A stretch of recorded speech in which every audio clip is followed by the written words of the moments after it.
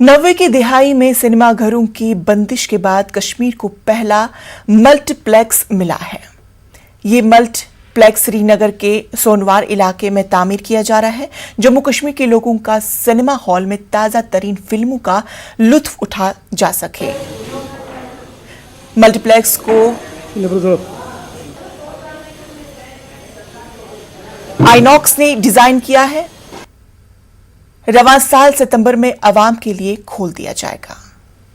30 साल बाद फिर से आप एक सिनेमा का कल्चर डेवलप करने जा रहे हैं। किस तरीके का रिस्पांस आ रहा है?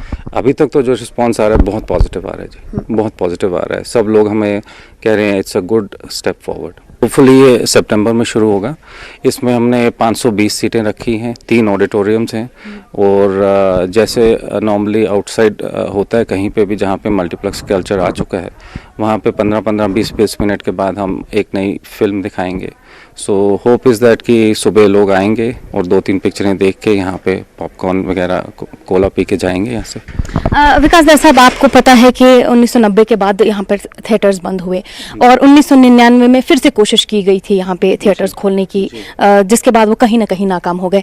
तो क्या लगता है आपको, क्या ये जो आप स्टेप उठा रही है, जो इनिशिएटिव है, ये कामयाब होगा?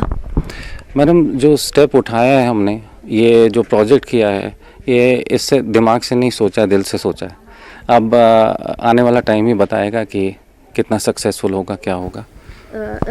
आपसे पूछना चाहेंगे, इसमें जो एम्बियंस है, थोड़ा सा एम्बियंस के बारे में बताइएगा कि किस तरीके का एम्बियंस इसमें आपने क्रिएट किया है।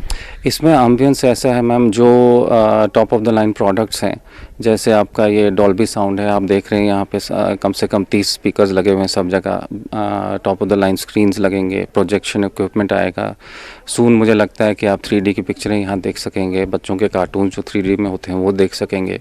एंड हमने एक पूरा लॉबी एरिया बनाया है जिसमें थोड़ा सा कश्मीरी टच भी दिया है, खुतमबंद का पेपर मेशे का टच ला रहे हैं। So I think ambience wise it will be on par with anything else in the country.